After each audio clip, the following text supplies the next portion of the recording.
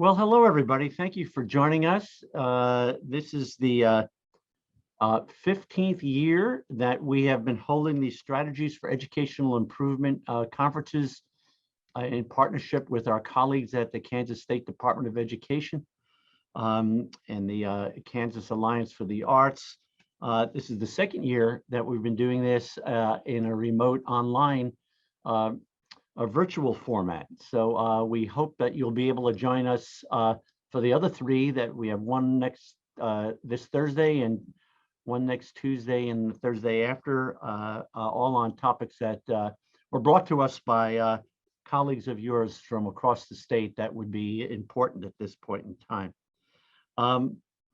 I'm Rick Ginsberg. I'm the Dean of the School of Education and Human Sciences, and we've started doing this as a way of getting the best and brightest from around Kansas and the region, across our university, other universities in this state, to try to provide a free day of professional development, in this case, several virtual days of professional development to help educators with the issues that they're facing these days. And certainly this year has been a year like none other, and we're facing a lot of rather unique situations. This conference this year and last is being hosted by our KU School of Education Human Sciences Global Education Academy. The Academy works with leading theorists, innovators, practitioners, other educators from around the world in online professional development, with options for earning micro learning credentials that are stackable towards graduate credit.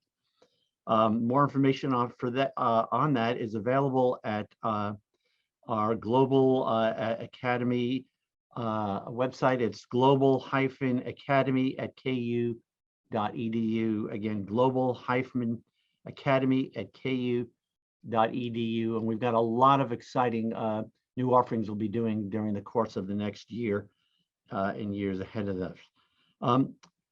The theme for this year is what we're calling Back to the Future, Time to Redesign. As we all start thinking about going back to our lives as quote unquote normally as we possibly can, get back into our classrooms and the like, we're trying to provide some workshops that will be useful to you in moving forward. Today's workshop is focusing specifically on the well-being of teachers and administrators.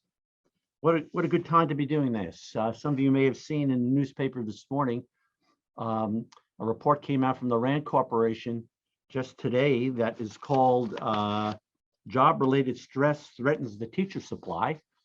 And it reported that US teachers during the past year reported 78% of teachers reported frequent job-related stress this past year.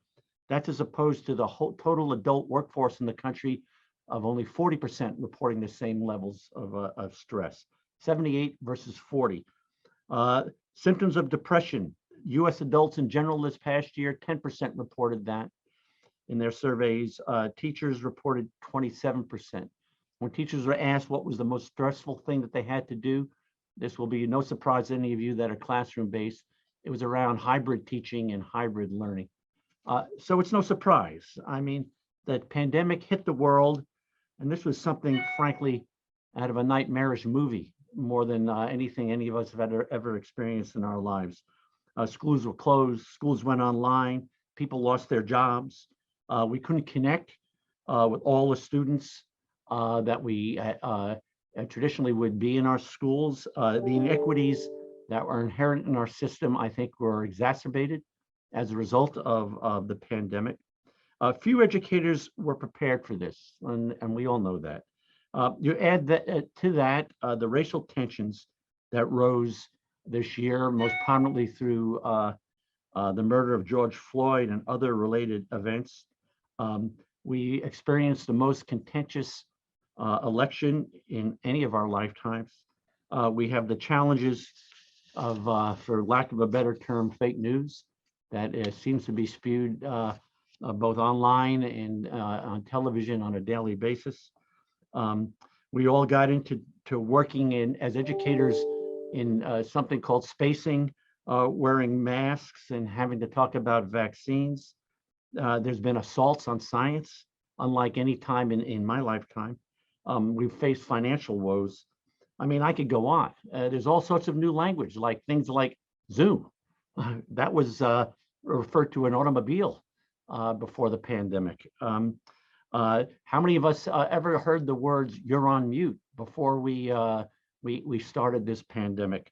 We now work in something called Microsoft Teams that we never worked on before. The question is, how do you cope?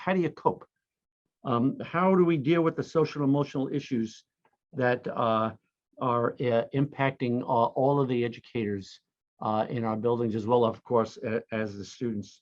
Our speakers today are here to help us all think about ways of dealing with that and trying to address that. I'm going to introduce them one at a time right before they speak. We've asked each of our speakers to talk for about 15 minutes. Please, as you have questions that come up, don't go to the chat room, go to the Q&A section on the bottom of the Zoom, and we will deal with all of the questions at the end of the presentations. So let me begin with our first speaker, if I can. And our first speaker is Jenny Flinders.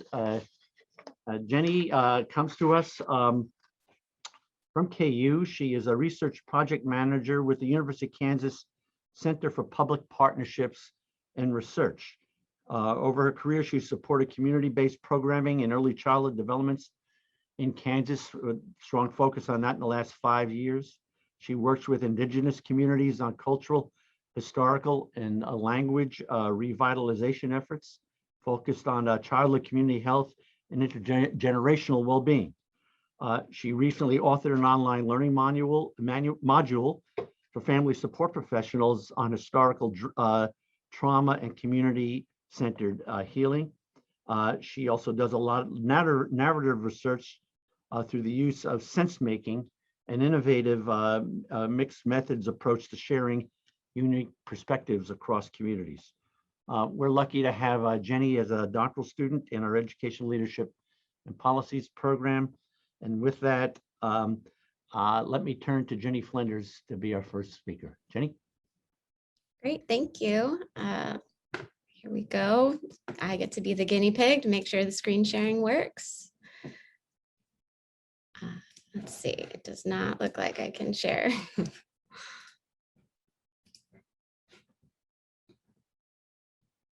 Sherry and the others, can we get Jenny to be able to share her screen? Jenny, I just made you a co-host, so Yep. you should be able to share. Looks like we're good now. Are we good? Can everybody see that? Yeah. Okay, great. All right. So in the interest of time, I'm not going to say anything other than hello. And I am Jenny, as Dr. Ginsberg said, and it's always a new experience to have someone read your bio for you in front of you. So today today, what I'm going to be sharing with you all out of that bit that Dr. Ginsberg shared about the work that I do is specific to the narrative research project that we run. And we have been at the center collecting stories and emergent patterns from those stories, which I'll share here in a minute, over the past really almost 3 years.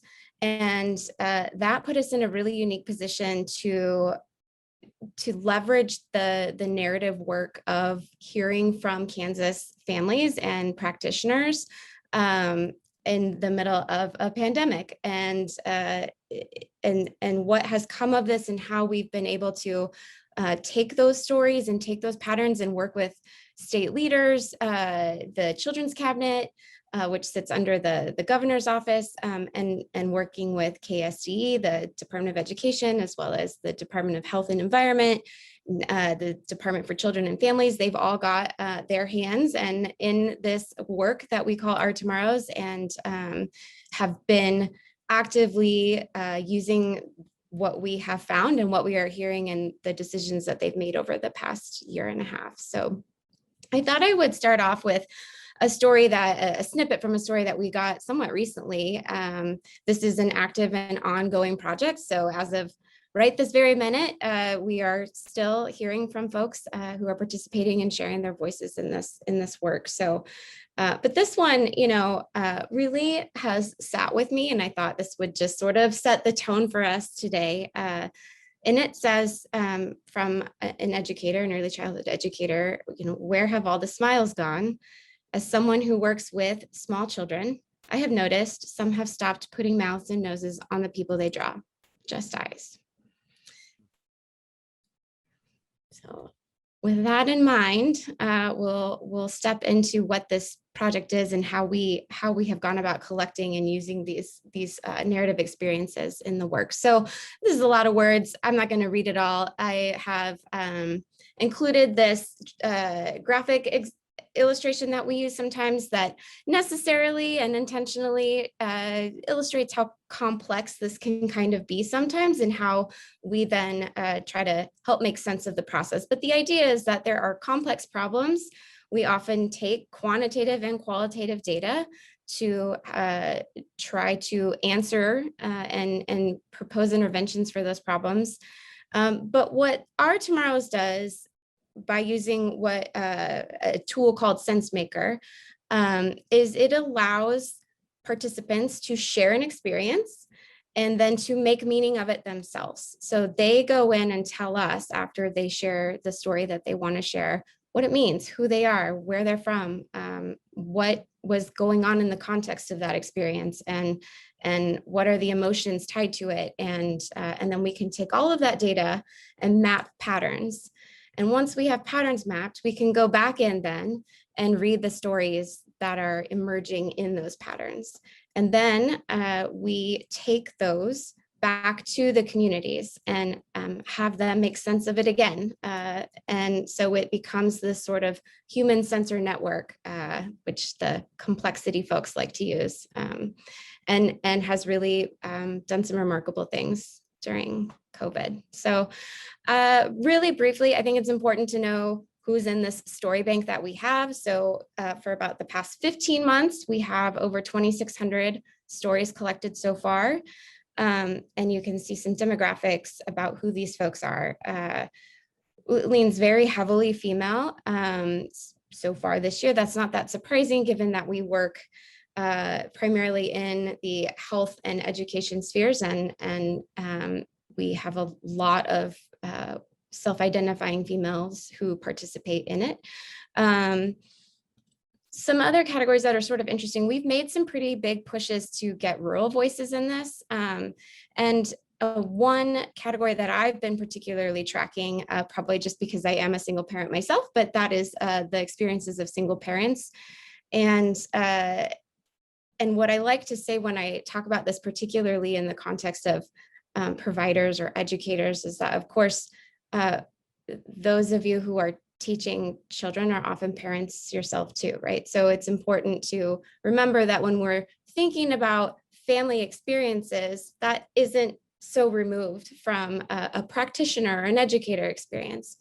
And then the other thing that's really interesting about this tool is that it gives folks a way to tell us more about who they are in their own words. And so the tool itself generates these word clouds from what you're seeing are two different spaces where people are able to tell us more about who they are, how they identify, how they want to be represented, and then we get some densities in the clusters about that.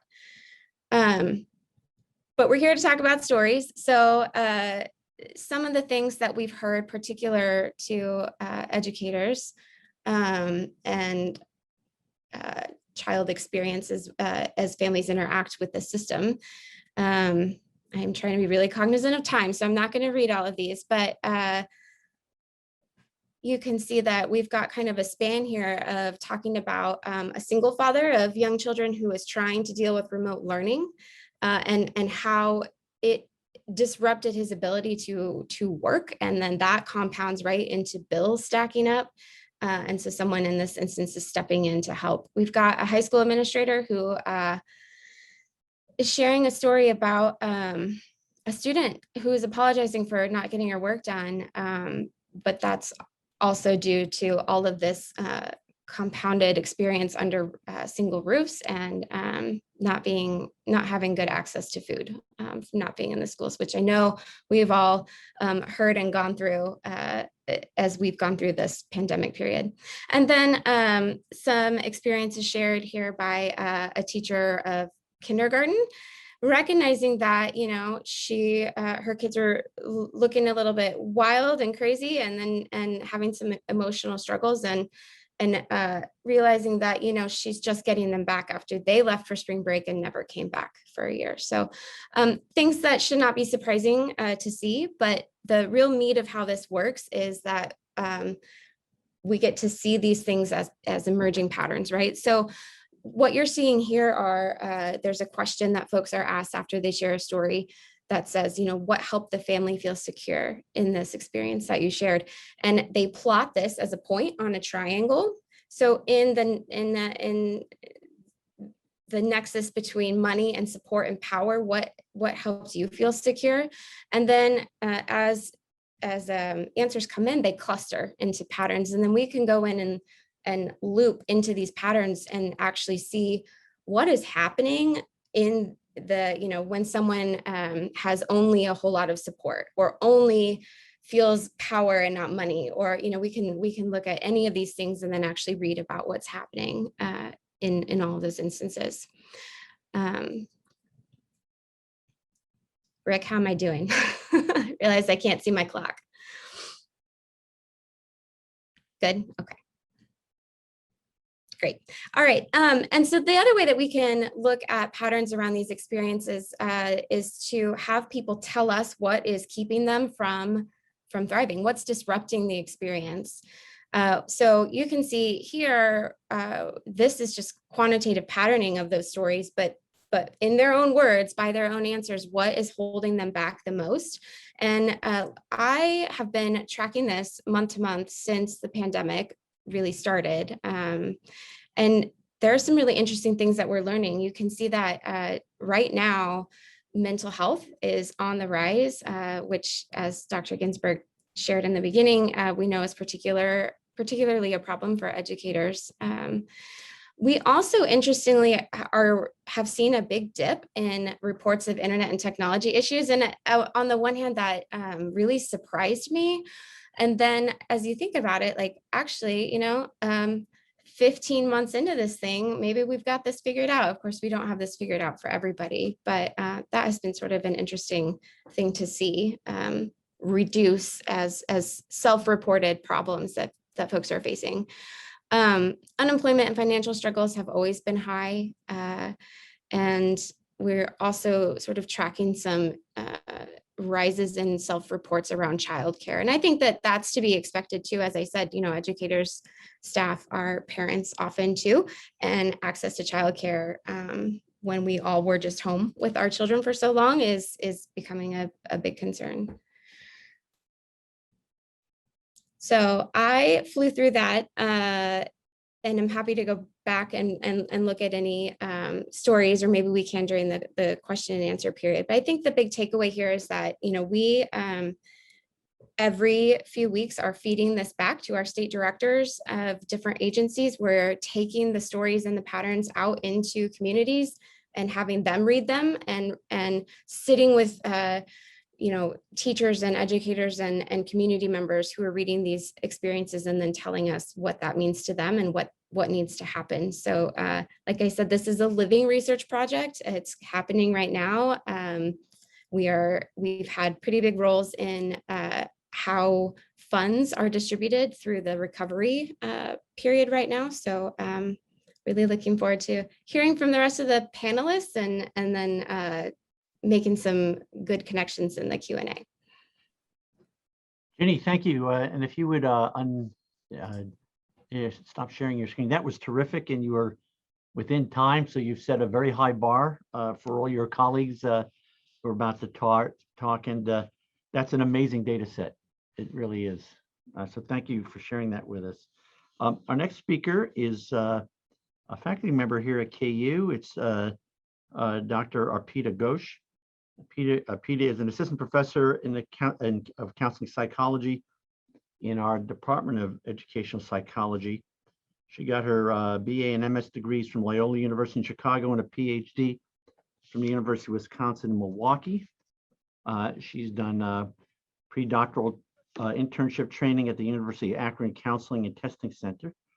Her career development in Context Lab focuses on context, issues like race, ethnicity, and gender, and how that shapes the career decisions of underrepresented groups, specifically U.S. military veterans. She's most interested in individual and contextual factors that inform veterans' academic and career development in higher education and the civilian workforce.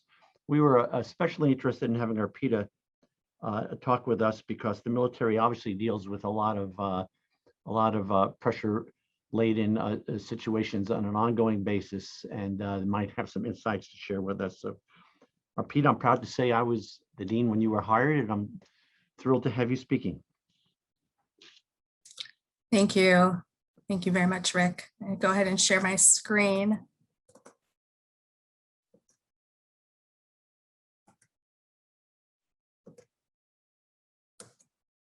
All right. Can everyone see my screen? Okay, perfect. All right, so today I'm going to talk to you a little bit about the current research I've been doing here at KU with my research team, with the hope that we can learn from the US military and the US military veterans about how to adapt to difficult situations, such as how to re-enter academic spaces during a global pandemic, while also maintaining our own well-being. So to give you a little bit of context about research on veterans and statistics around veterans, there's approximately 19 million veterans in the United States. And veterans are defined as individuals who've been discharged from the military. They separate from the military with the idea or with the intent to reintegrate into civilian life. And this reintegration includes successful participation in society, home, work, and school. So there's an existing body of research that says when they're service members in the military, adapt pretty well to difficult situations. This makes sense because military operations tend to be fast-paced in nature. They tend to require service members to demonstrate readiness and resiliency in the face of really stressful environments and situations.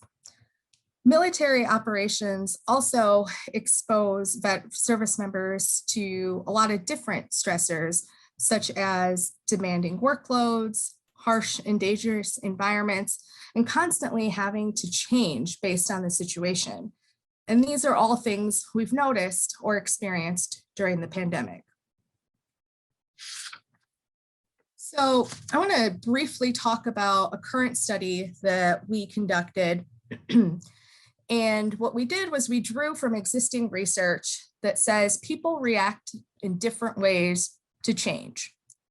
So there's some theories coming out of the career development world and higher educational world that say personal characteristics, such as how we're feeling, whether or not we feel hopeful, whether or not we feel optimistic about the future, how much stress we're experiencing, how much support we're getting or how much support we're not getting, impact how we adapt to these changes. And this is known as adaptability.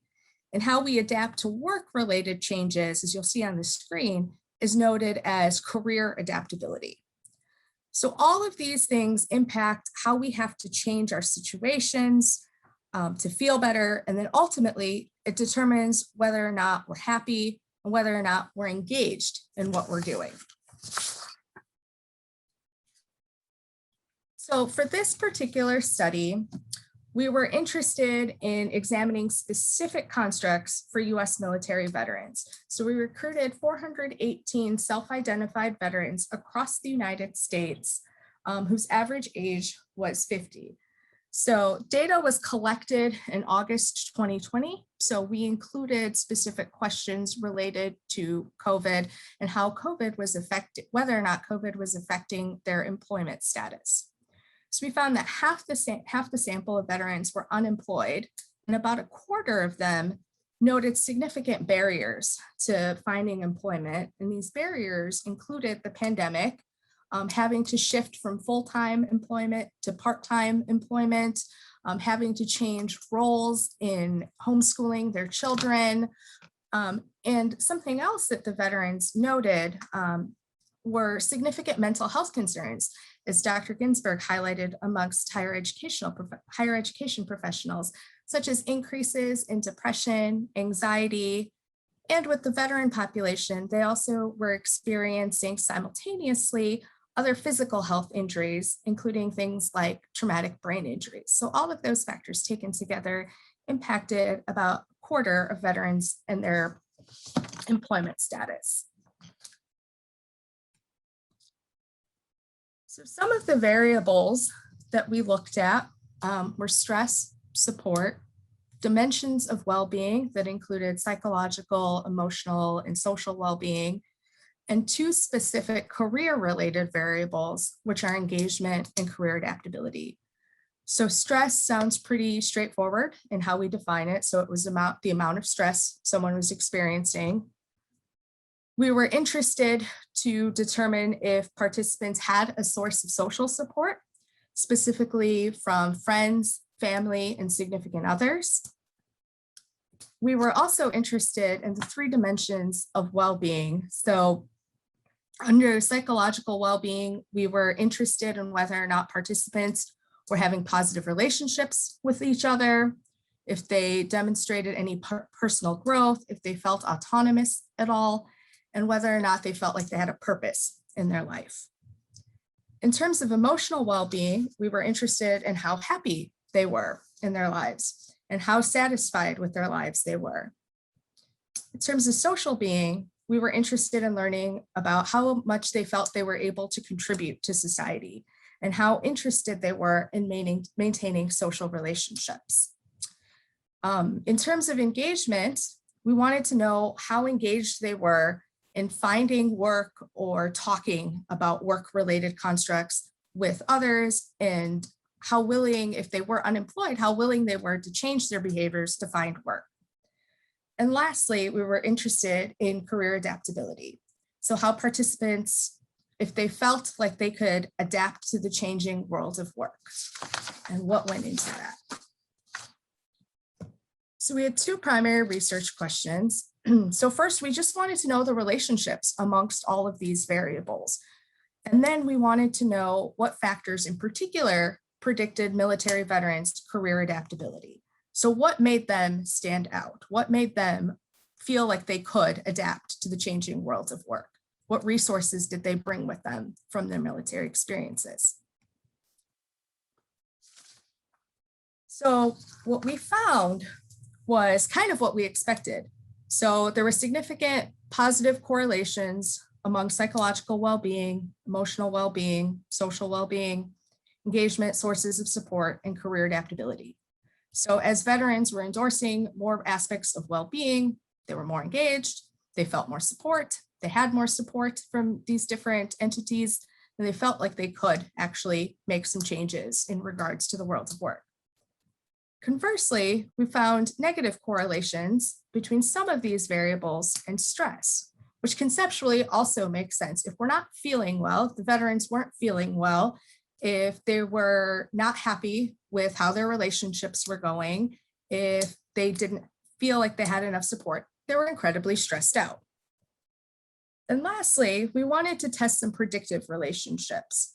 So we found when we were testing a regression that there was a significant effect between all of these variables in predicting career adaptability. But more specifically, emotional and psychological well-being and engagement were the significant predictors of career adaptability. So what does that all mean? What's the big takeaway?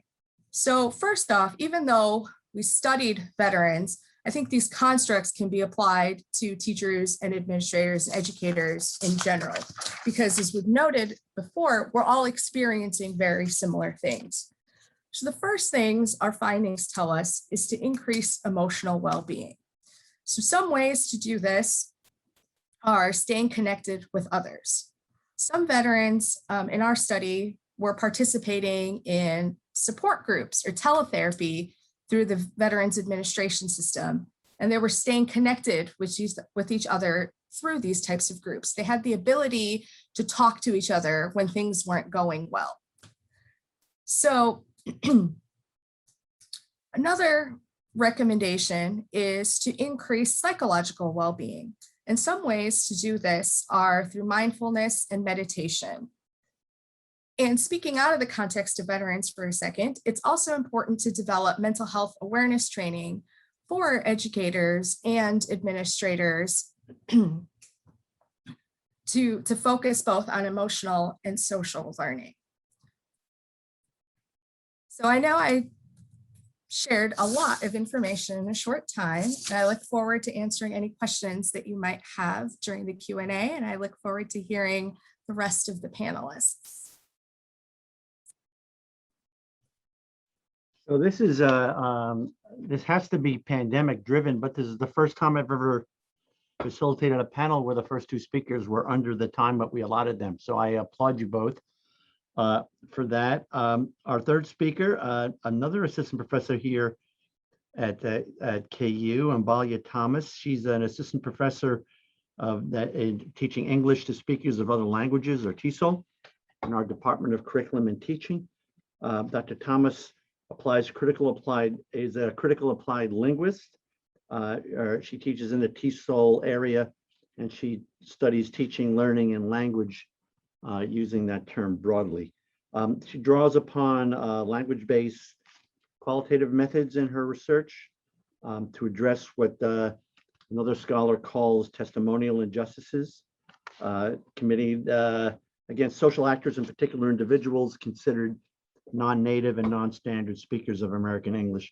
She's very active in a number of professional activities, and has, as a linguist, has really brought a frame to our programs and to our students that I don't think they normally will get in an education school. And as I said with Arpita, I'm really pleased to have been here and been able to have a hand in bringing Ambalia to us. She has actually been doing a lot of work on helping people think of ways of coping in these very difficult times. So let me turn it over to Ambalia Thomas. Ambalia, thank you for being here. Hi, so thank you, Rick, for the introduction, first of all. I'm going to take a slightly different approach from my colleagues. I'm going to take the storytelling approach that Jenny introduced at the beginning, and just start off by telling my personal story and using that story to frame some of the contemplative pedagogies that I've adopted as an instructor and that I use with my students. So one of the things that Rick mentioned as he was mentioning this report at the beginning of the webinar is that this pandemic has been really rough for a lot of people. And I have to say, and I have to admit, that I'm one of these people for whom the pandemic has been an absolute godsend. It has really reshaped my life. It has given me space from all of the challenges that I felt like I was experiencing in my day-to-day environment, the stresses of teaching, the commuting, the going back and forth, just a lot of challenges that I faced in my own process of coming and becoming a teacher educator. So the pandemic was not easy, but it was a reprieve from some of the other stressors that I was facing in my career. I'll talk a little bit about that, and then I'll segue into how these previous experiences prepared me for the pandemic. I had moved to Kansas. I had never been to Kansas before. I moved to teacher education. I was an applied linguist. And one of my struggles was really figuring out a way to help my students and my colleagues understand how to look at teaching and learning through language. That in and of itself was a challenge. I was new to a small town. I had never lived in a town smaller than the city of Atlanta or Tucson. And so I had a lot of adjustment issues. I moved to Kansas at a time where issues of policing were very stressful for people of color, especially African Americans. Life was stressful. And so I started seeking out contemplative approaches to managing my everyday work and personal stresses. I started meditating. I started thinking about ways of adopting what a Michigan professor, Riyad Shah Jahan, calls being lazy and slowing down. I love any kinds of terms that sound a little that sound a little progressive, that sound like they're trying to change and bend and shift the system. And so I was really drawn to this idea of being lazy and slowing down, and how one can adopt this approach in a classroom and with students and still be seen as someone who is on task, who is working hard for their students and encouraging their students to work hard.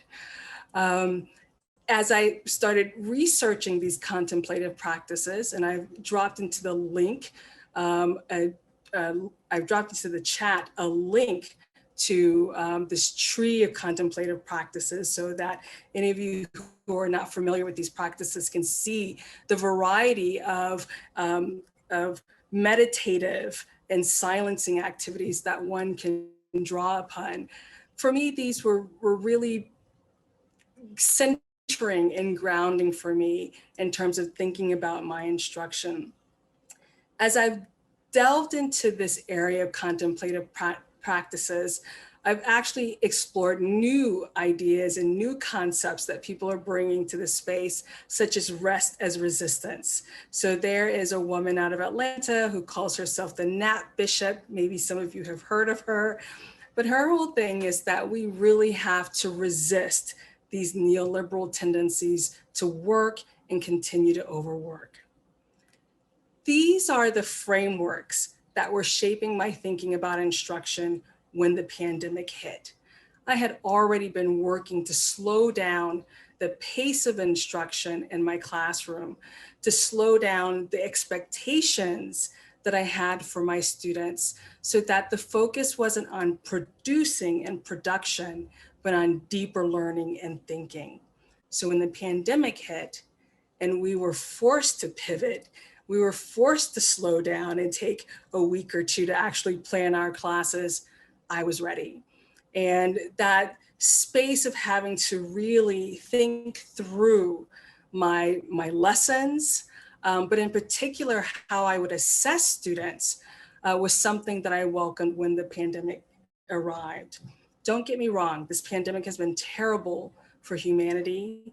It has harmed a lot of people. People have lost jobs. It's been stressful for a lot of people, especially people with kids who are having to work and help their children learn at the same time.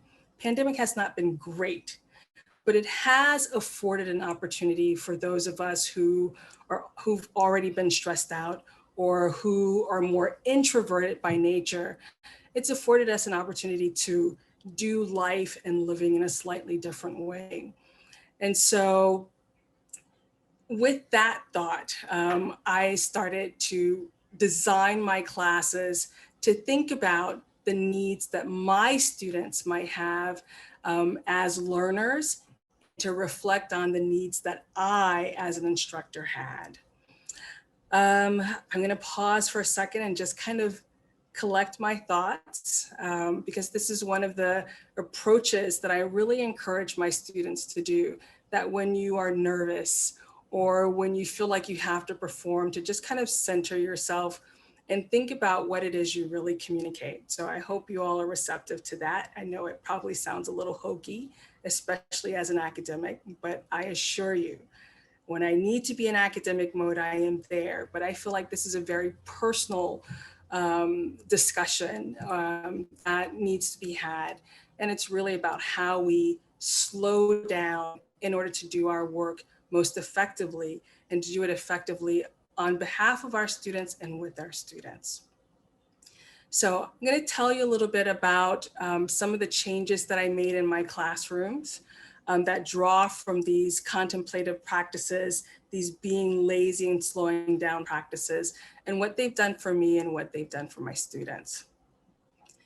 One of the things I've done in my classrooms is I've rethought assessments. We have to assess students, but we don't always have to assess students in very specific or particular ways. And so I've reimagined the kind of knowledge that I want my students to produce for me. So while the focus of this talk isn't on students, it's really about what refocusing has done for me as an instructor. So it's allowed me to rest. It's allowed me to not have to spend so much time grading. It's allowed me to look at my students' work a little more holistically, to be able to provide them with feedback that is useful for them. And that is reflective of the fact that they don't have a lot of time to spend on reading my comments. So I picked 3 approaches, and they are noticing, pondering, and providing. Okay? Noticing, pondering, and providing.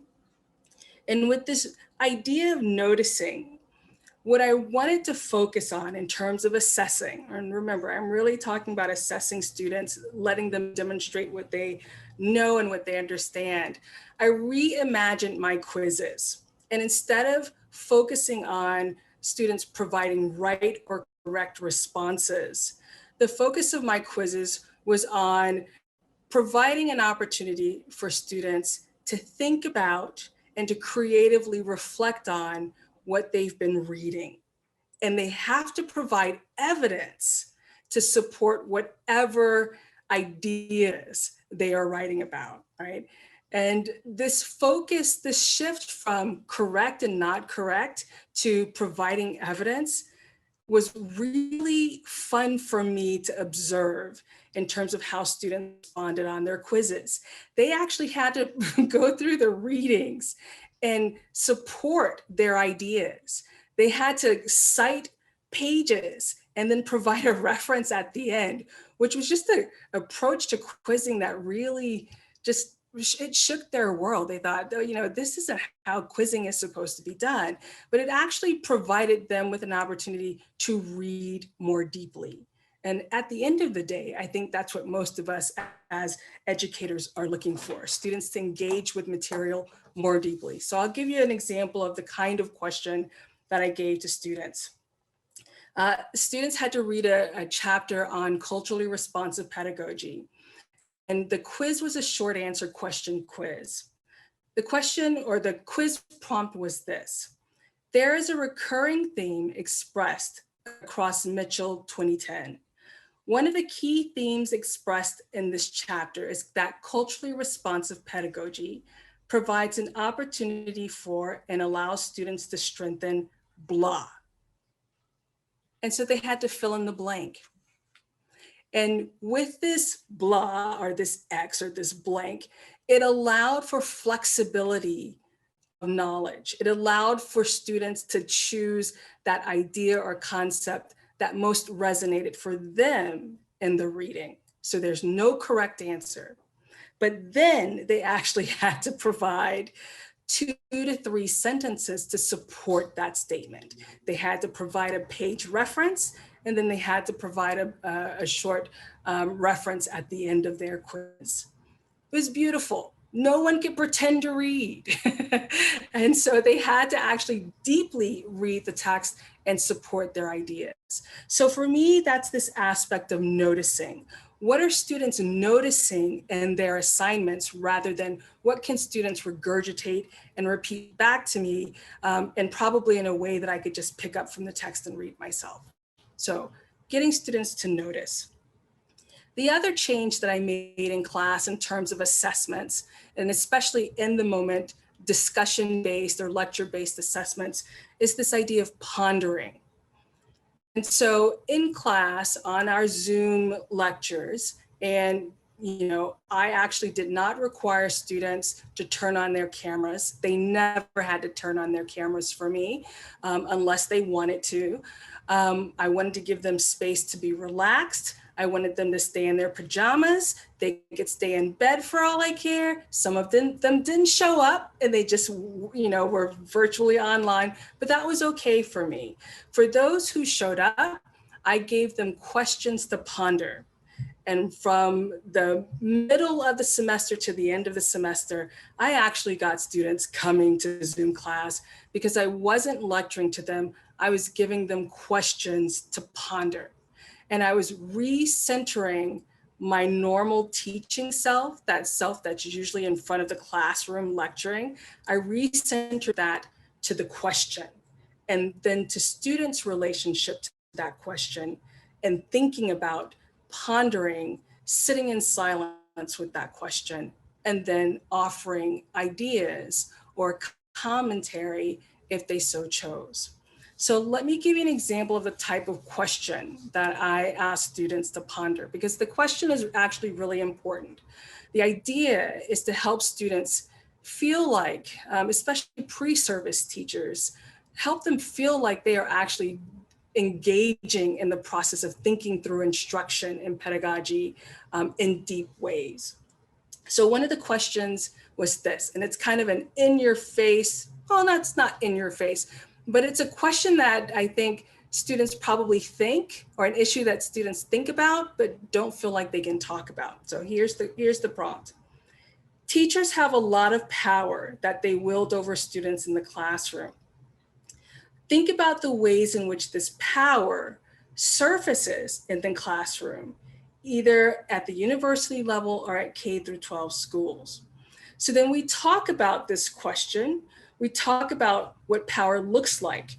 We talk about the ways in which power shapes instruction, who gets to ask questions, who doesn't get to ask questions, how the way in which teachers even ask and present questions invites a specific type of response, and what students do in turn to try to combat that type of power in class.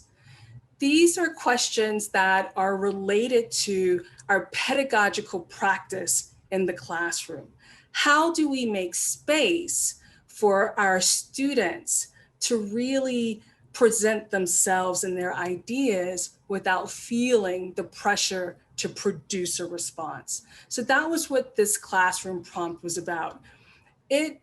Asking this prompt and letting students kind of sit with the question just unleashed so many responses from my students.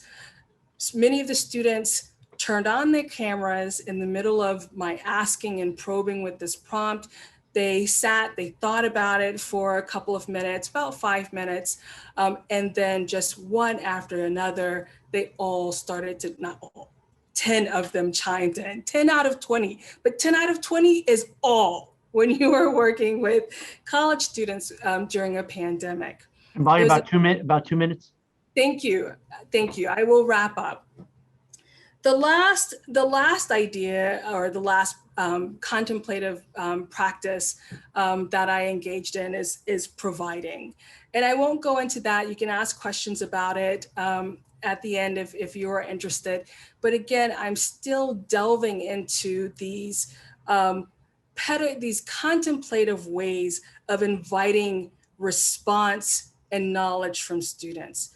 Contemplative pedagogy is all about building in space and time for silence, for thinking, for providing a response. It's very student-centered.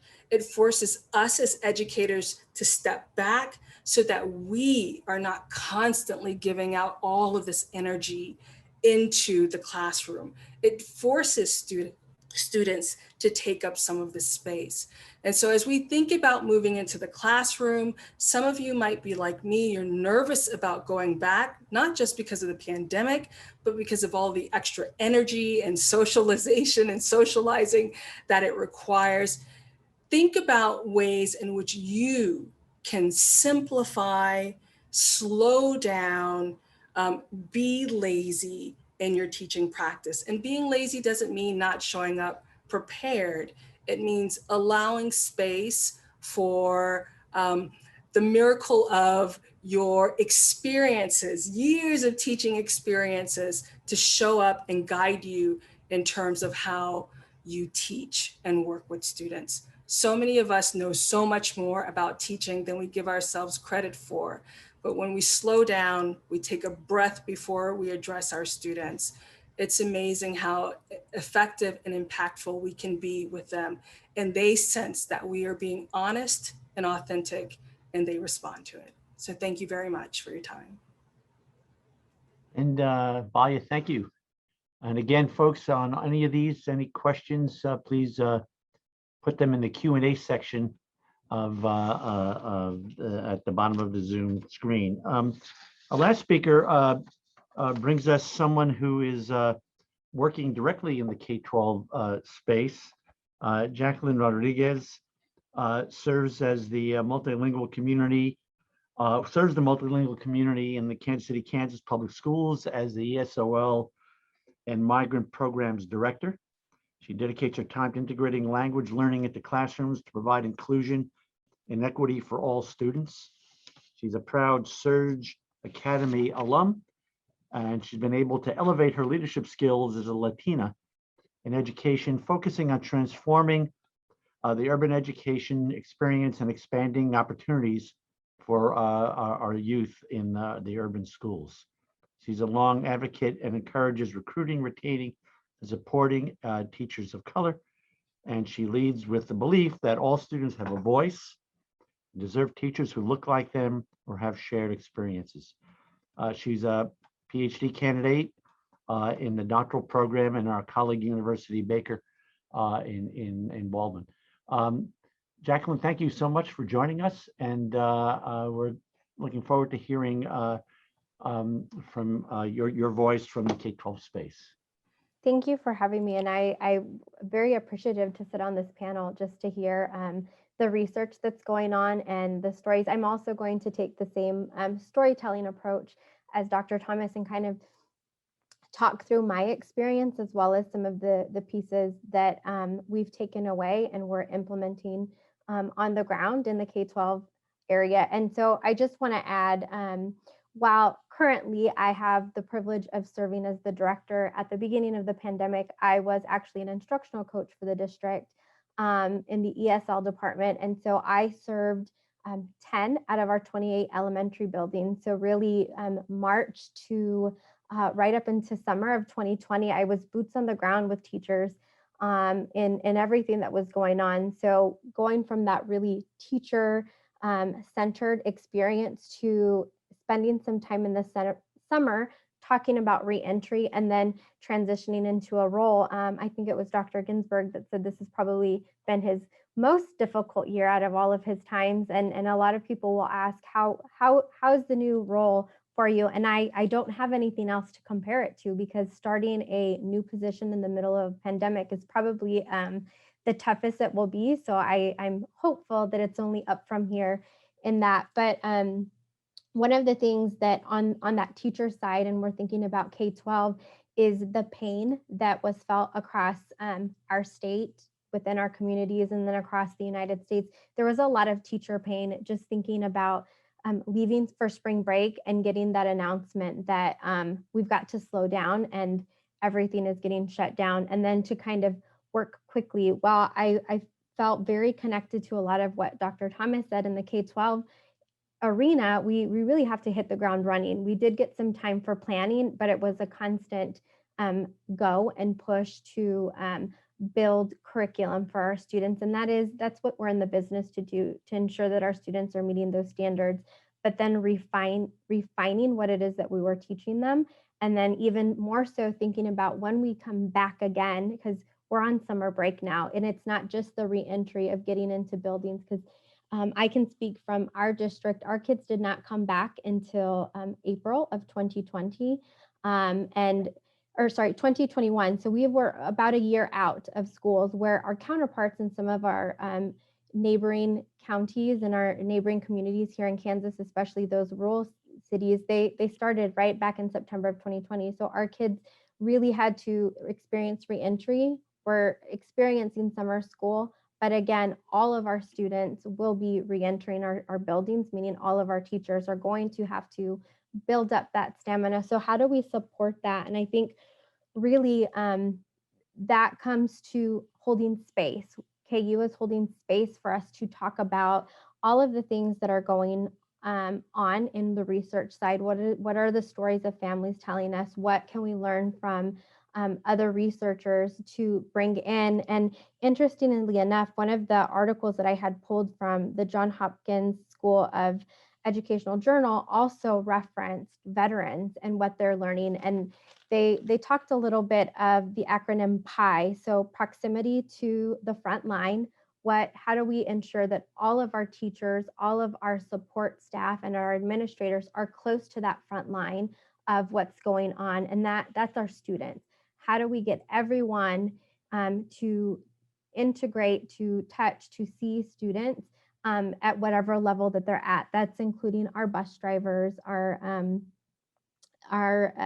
nutritional staff people. Everyone needs to be on the front line engaging with our kids, even within the social distancing, the masks. It is all hands on deck to get our smallest of children integrated into those procedures. So at the administrator side, it was a lot of attention to detail. Then the I was immediacy. How do we interact with issues before they escalate? How do we engage with the things that need an automatic response, opposed to things that we can kind of let and simmer, take some time and think through, and then move forward? And I think that's something we have to take into reentry. How do we disaggregate between those items that are hot and they need a response right away, because that is what is going to ensure that our teachers are moving, or our teachers with students.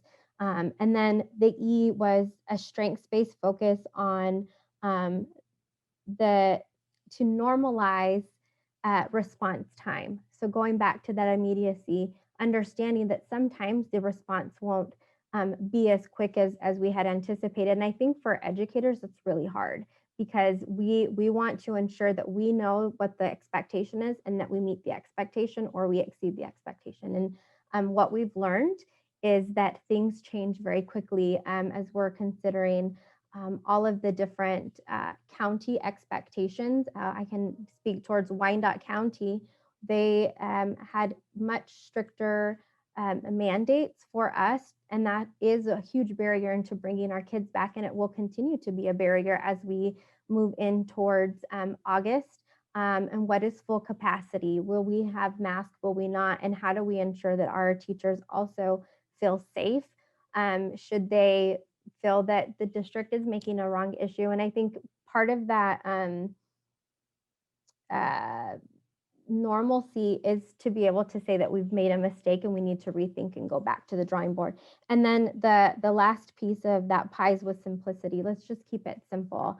And I think that that's a huge part of what we need collectively, is to keep the sentiment simple of what reentry looks like. And more so, I kind of, focusing on those things of the pandemic, but even more so thinking about moving into August. And, Education Weekly said that 84% of teachers were feeling more stressed than they have ever felt before, which leads into, I think it was about a quarter of teachers saying that they're ready to resign and either change positions out of districts or leave the teaching field altogether, which really has an effect on what we can offer for that August reentry for our students. We really feel the effects of the teacher shortage, which we had before the pandemic, and I think it's even escalated now, and retaining teachers. And that's a huge point of passion for me, is to ensure that we are putting in the professional development that keeps teachers here. But we know, just as this series is free to educators and they can hop on between March of 2020 all the way up to November of 2020, the amount of information that went out to educators, the amount of people that had time to create content was overwhelming. I had the opposite effect of slowing down, where my anxiety ramped up and I had to shut down because I couldn't intake any more information. And as one of the other panelists said, as a parent and a single parent myself, to support teachers to still do an instructional coach job of co-teaching or modeling lessons on an online platform while still having my kindergartner in the background trying to do kindergarten was one of the most stressful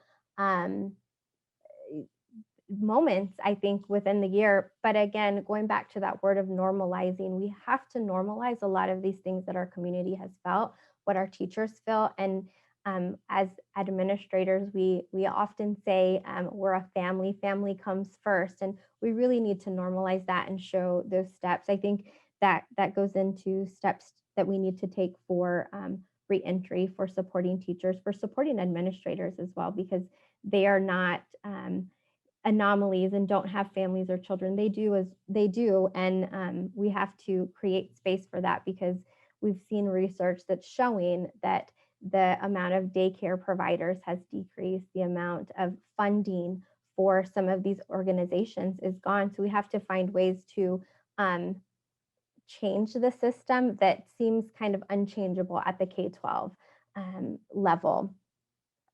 And then just some other pieces that as I was kind of reading and prepping for this and have been focusing on over the last year is this refocus from top down when we're considering from that administrator level to the teacher level, but also from inside out and evaluating ourselves and our reflective practice as a teacher, as an administrator, as a parent. What are my core values and how do I ensure that those are shared to my students? How is that shared to my administrator? How is that shared to my colleagues so that they know what I'm able to produce? And then collectivism. We have to work collectively to ensure that we can pick up the slack as we're normalizing some of these other pieces. And that's a huge piece where we have seen what isolation can do. And I heard someone reference Microsoft Teams, and how do we utilize those platforms now to ensure that we're not working in silos and in isolation, that we can still continue to provide the most excellent education for all of our students as they're coming back without the after effects of the burnout, of the exhaustion, and just taking time to, again, from inside out, knowing how am I personally feeling and what is the output that I can provide today. Are just some of the pieces as I considered what does reentry look like? What have I reflected on from interacting with teachers and sitting in a lot of Zooms with people in tears, not just in my district, but also colleagues from neighboring districts, and then moving into the administrator role of what do I need to provide to the 70 plus teachers that I support, considering the size of our district, and then the instructional coaches who support those teachers, and how can we ensure that we're walking the same path and not paths that are going to veer away from what we're all here for in education is our students. So those are just a little reflective pieces. So again, I appreciate the opportunity to talk about my experience, as well as kind of connecting all of those pieces and giving the perspective of that K-12 experience from the teacher to the administrator, and still continually to reflect and grow on my own practice and putting that voice out as I will leave this Zoom and into another meeting, and the meetings that we continue to have within my district and across the state of Kansas, talking about reentry and how we will continue moving forward, growing our students.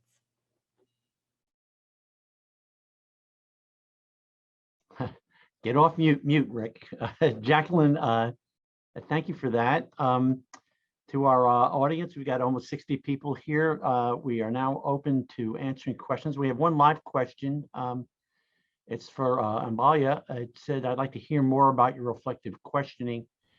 You said that you get about 10 to 20 students responding and engaged. I love this idea and did this with some of my high school students, but it's difficult for me to let go of what to do with the others who are not engaging. What did you do with the non-engagers? Right. You know, since we're on Zoom and students do not have to show their faces, you don't actually see the non-engagers, but you can assume that they're engaging. And if they're not engaging on one particular question, Another day, they may engage on that particular question. And so I think the key is to really try to understand who your different students are, what categories of students you have, what are some of the concerns that these students have. For me, in terms of what it means to become a teacher, those are the kinds of students that I'm working with. They are pre-service teachers, they're thinking about their teaching career. And so I work to find questions for them to ponder that allow them to think about working with English language learning students in different ways. And I find on different days, I get different students.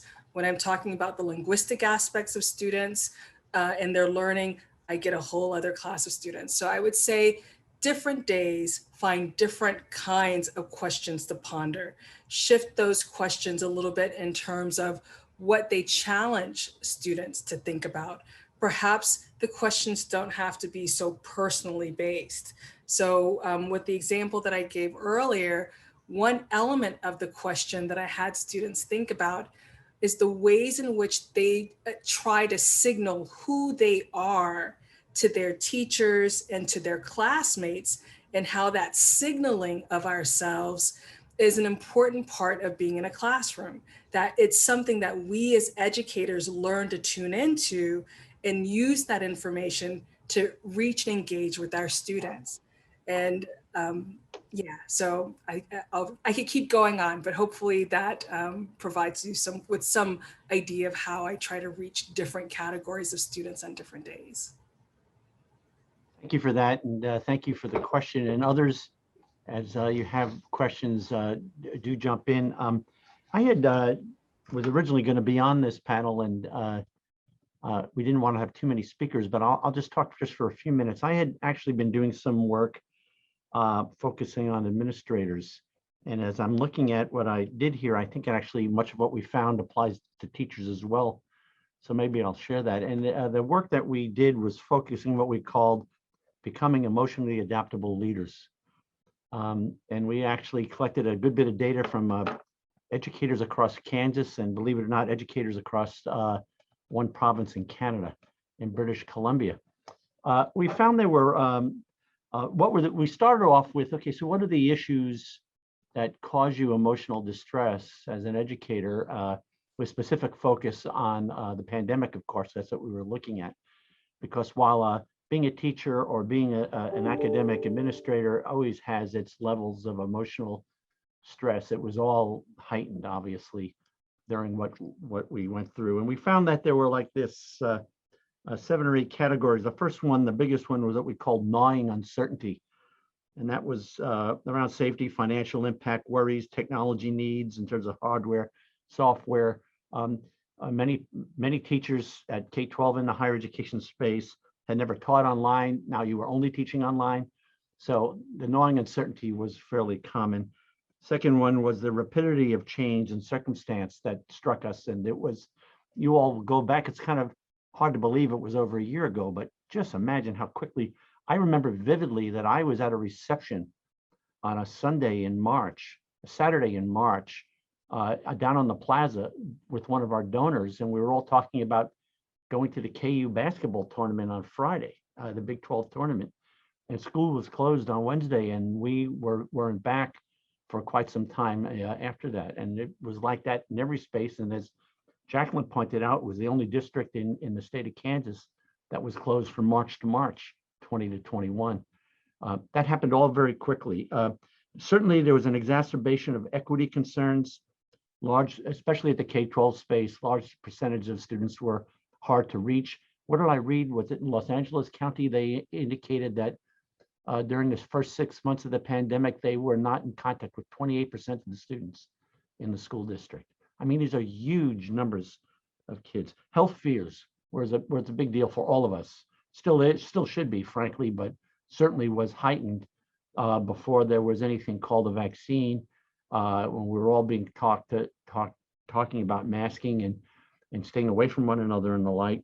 Personal exhaustion was a common theme with everybody. I think more so probably for caretakers who were also working full time. A number of you, both Jacqueline and Jenny, indicated you're single parents, and if you're working remotely and also having to teach your kids, well, you know that story better than I, and how difficult that was for everybody. Let's see, work-life balance, that gets at the working with your family and working jobs. Many people were losing their jobs. That was a big fear. And then finally, the unknowns related to the effects on students. And what we did is, after spending a good bit of time working with administrators and looking through several hundred studies on leadership, we found that there were 12 things that were recommended for becoming an emotionally adaptable leader that I think probably fit teachers as well. I'll go through these quickly and then get to the questions. The first one is that we all have to embrace uncertainty.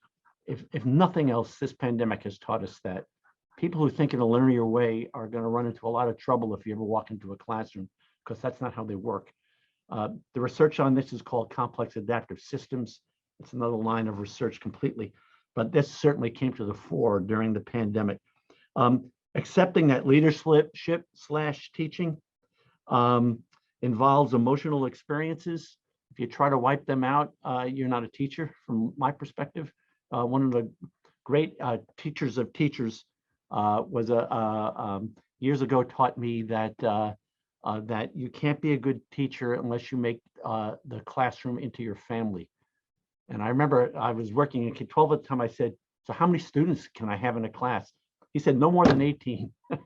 That's a big family. But the bottom line is, I think that still holds this business about the emotional level of what we do. 3, learn to become flexible and adaptive.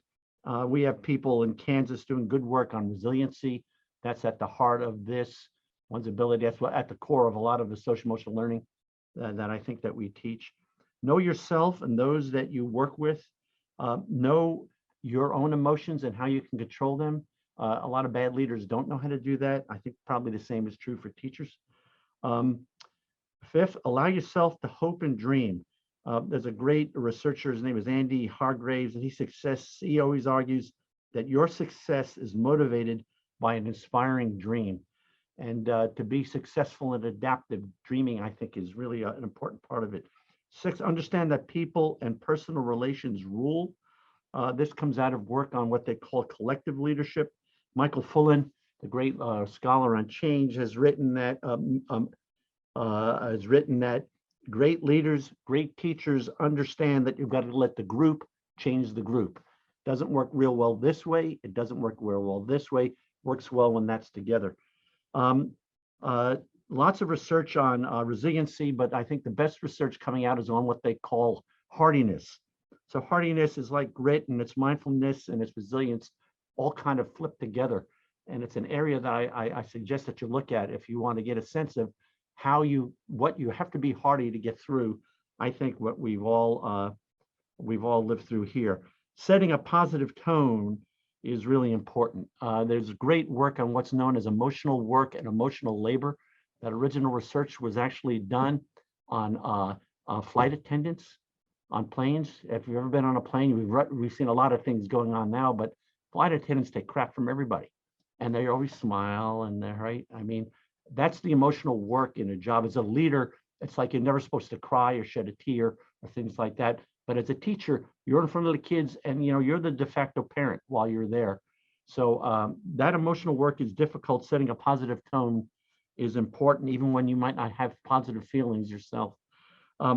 Promote shared values of trust and integrity. Being honest is a key for success, I think, in any endeavor. The great basketball coach John Wooden once said, there is no pillow as soft as a clear conscience. And that's one of my favorite sayings ever, that you as a leader, I found that I've got to share the crap that's going on. If I hide it, it doesn't do you any good. It's been a big issue at KU, and I think a big issue all across our country. 10, taking stock. What does that mean? We teach you as teachers that if you're going to teach kids to learn, you have to provide them a valuable corrective feedback. And you know what? You as a teacher should demand that back from the students or your leaders, and we as leaders should demand it from the people that we work with. You can't get better unless you know how you're doing. We have to take stock. You need corrective feedback. The 11th one we found was being prepared. This comes out of the crisis management work. And what it suggests is that it's good to start thinking about this, having a plan for how you're going to deal with things. Two of the great writers on emotional intelligence, David Caruso and Peter Salovey, talk about people developing an emotional blueprint or plan for themselves for how they're going to deal with things. And I think that's a really wonderful strategy. And last but not least, this comes out of the leadership on wisdom that comes out of the University of Chicago. And what they call for is that wise leaders learn patience. I think that's at the heart and body of what you were talking about to some degree. Learn to control emotions, emotional regulation is important. Learn to accept reality and don't stifle emotions that you're going to confront. So this is what we learned in studying leaders. I think much of that applies to this business of dealing with emotions and some of the business that we've been dealing with in the K-12 space. We had, let's see, I don't see any other questions. Did the panel members have any questions for their colleagues before we settle down? Final words, Jenny or Ambalia or Arpita or Jacqueline? Yeah, I'd be happy to share a couple extra thoughts. I been taking notes as everyone has been sharing their thoughts and stories and work. So thank you, all of you, for doing that. One of the things I kept writing and circling over and over is I think Jacqueline, you used the word collectivism, but it was definitely in what was shared across everyone's presentations. And one of the things that we have been finding in our data set is, and in the voices, is that like we don't do a very good job of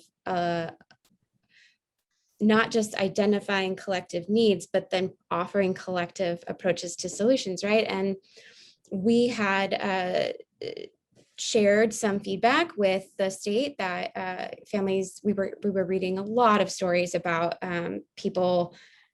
families that just didn't have access to the technology. Technology is expensive, right? So maybe you have internet, but if you don't have a phone or you don't have a tablet, then what good is that, right? And stories of parents sitting in Taco Bell, parking lots to try to get their kids on their phones with their limited data plans to just do homework, right?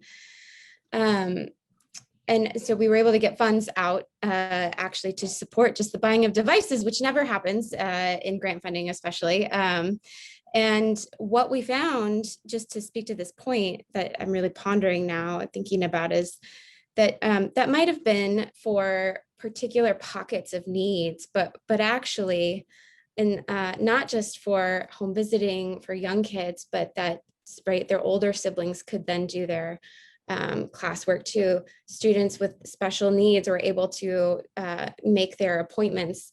We had reports of parents being far less, parents who were struggling within the judicial system and trying to make court appointments could finally make them because it was allowed to be online, right? And you didn't have to struggle with the transportation issue and the work issue, and just thinking about, like, so now what do we do, right? Because if we just flip back to the way things were before, and we got ready to collectively try to solve things and recognize how connected everything is, there's an anxiety there about not holding on to that moving forward. So just offering that, I guess, as some thoughts to what you all have shared, and the need for us to keep thinking that way and do it even more and even better.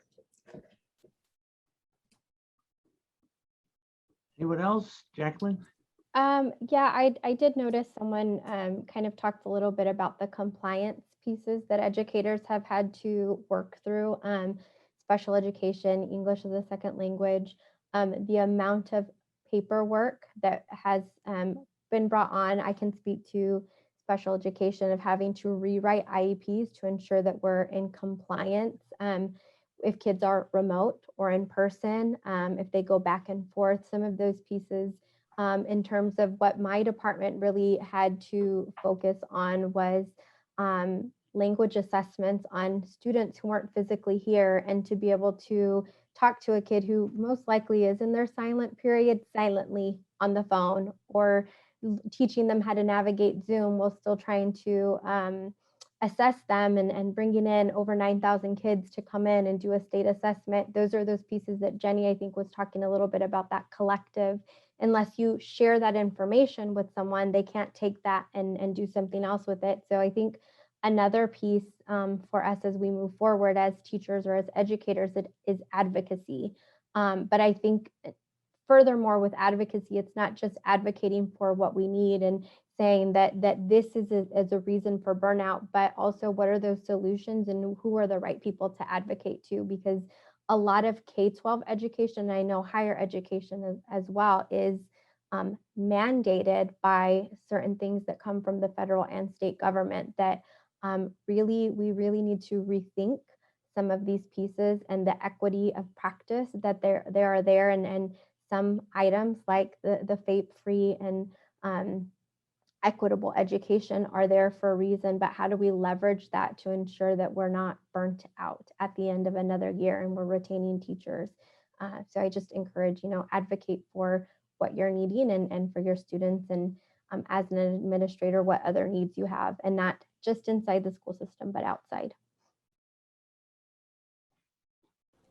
Pete, I found your stuff very interesting. I remember years ago studying teacher stress, and we found that the stress levels amongst teachers were significantly higher than bomber pilots in World War II. Now, I would argue that one is, there's a life and death thing in one and not the other, but the difference was, as you pointed out, that people are trained to deal with those levels of stress in the military. And what your research found was that the stress came not from being, in the field.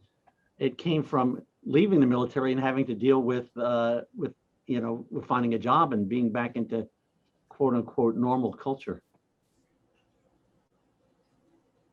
Yeah, if I could add to that too, Rick, both you, Jacqueline and Jenny, what resonated with me in all three of your presentations was this idea of pivoting and trying to adapt to this changing culture. Like, when we initially received funding from KU for this project, we weren't expecting the pandemic. So we had to sit down and rethink all of these questions when we were going to go do research with people who had left the military, and think about, well, does it make sense to ask about their well-being now versus, pre-pandemic times? So I appreciate you letting me think about that a little bit more. Yeah. Ambalia, you were going to jump in.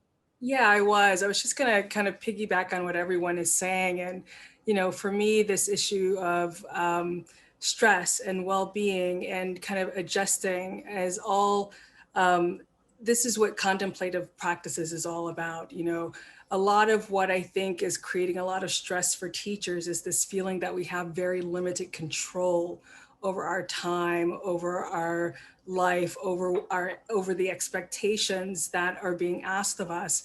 And that can be incredibly stressful, even more stressful than facing death in many ways. And so as I work with student teachers, my job is to help re-empower them, to let them know that they have options about the ways in which they approach problems, and that they need to approach these problems in creative ways and in community. And so, just really thinking about the ways in which we can address the limited powers that we as educators sometimes find ourselves faced with, and thinking creatively, thinking strategically, slowing down enough so that we can get these creative ideas. All of this is very important. And I've really enjoyed working with student teachers during the pandemic to challenge them to engage in these new ways of thinking about their practice, and how we don't always have to be busy and moving to be learning deeply. And I think that's something that as a profession, we have to really embrace a little bit more, that learning and engagement does not always have to be physically visible to be present. Thank you. So we are coming on near the end of our time. There is a participant survey that I'm guessing will be emailed to people. so we can get your feedback for coming. Let me see, wait a minute, something was posted here. It is posted in the chat, on the chat room now from Jane McManus. Thank you, Jane, for posting that. So those of you that are still with us, we have still over about 55 of you still here. Please take a few minutes to help us think about this. Our next session 2, our next stage in this comes on Thursday this week, and I believe on that one we will be focusing on the social emotional needs of our students, and we certainly all care for students as educators, and so it's an important issue for us as we start thinking about coming back. I was really struck, Ginny, right at the beginning with your comment about the paintings that when was it a kindergarten teacher talked about, where they're just painting eyes. And there's a TV commercial now where they have art done by people who are manic depressive or something, and I was thinking, oh my God, it looks like that stuff. It's awfully unsettling. A couple of questions about slides and recording and the like. It'll be on the Global Education Academy website. And again, that website is, bear with me one second, I'll find it. It is global, GLOBAL -academy@ku.edu. I'm really struggling with this because people take care of me here and they write things out, and they wrote global -academy. So global -academy@ku.edu. You can get, we'll be posting this and any other PowerPoints that we had for you at that point. I want to thank everybody for joining us today. Especially thank Ginny and Arpita and Imbalia and Jacqueline for sharing their time and expertise with us. It was a great start for us for this summer, and we'll look forward to seeing many of you at the next sessions later this week and the 2 that we have next week. Take care.